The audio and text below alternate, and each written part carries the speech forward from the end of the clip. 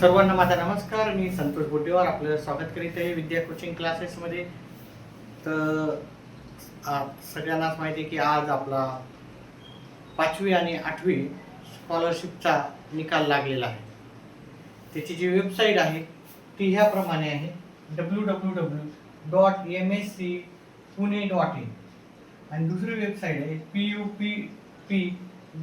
puppssmsce.in. ज्या ज्या विद्यार्थ्यांना स्कॉलरशिप हे पात्र झालेले आहे त्या सर्व विद्यार्थ्यांचे मनपूर्वक अभिनंदन. त्याचप्रमाणे त्यांच्यावर ज्यांनी मेहनत घेतलेली आहे त्या पण विद्यार्थ्यांचं आणि पालकाचं, शिक्षक वर्गाचं सर्वांचं अभिनंदन. ही परीक्षा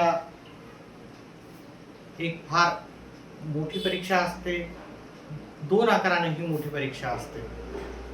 एक तर आपल्याला इथे कळते की आपण ह्या स्पर्धा परीक्षेच्या युगामध्ये कुठे आहोत.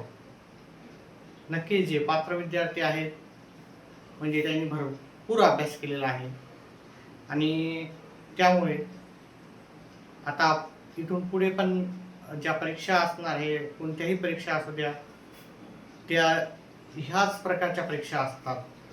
त्याच्यामध्ये बुद्धिमत्ता असते, गणित असते, मराठी, हे सर्व विषय राहतातच महाराष्ट्र लेवलला. आणि नॅशनल लेवलला मग थोडासा मराठी जर सोडला तर बाकी सर्व विषय आपल्याला हेच राहणार आहे. म्हणजे आणि एकूणच आपल्याला जो पाया असतो तो तयार होत असतो. परंतु ज्या मुलांना कमी मार्क पडलेले आहेत त्यांच्यासाठी पण ही चांगलीच गोष्ट आहे.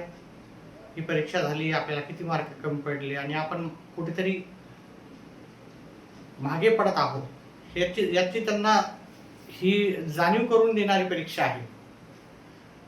जर मार्क कमी पडले असेल तर त्याच्यात काही आता आपल्याला स्कॉलरशिप भेटणार नाही आणि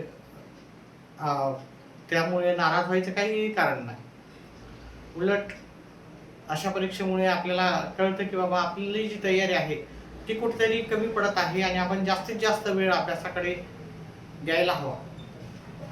त्यामुळे खचून न जाता आता आपण याच्यापेक्षा जास्त जोमानं तयारीला लागायचं आहे. जे विद्यार्थी पास झाले त्यांनी त्याचा अभ्यास असाच ठेवायचा आहे, किंबहुना वाढवायचा आहे. आणि ज्यांचा अभ्यास कमी पडलेला आहे आणि त्या विद्यार्थ्यांना मात्र आता आपल्याला इथून अभ्यासाची गरज आहे याची जाणीव होत आहे किंवा जाणीव व्हायला हवी. जाणीव झाल्याच्या नंतर नक्कीच ते विद्यार्थी आपला अभ्यास वाढवतील आणि येणाऱ्या परीक्षेमध्ये नक्कीच भरघोस यश मिळेल त्यांना अशी आपण अपेक्षा करू. सध्याच्या ह्या व्हिडिओमध्ये एवढंच. व्हिडिओ आवडल्यास व्हिडिओला लाईक आणि चॅनलला सबस्क्राईब करा. व्हिडिओ पाहिल्याबद्दल धन्यवाद.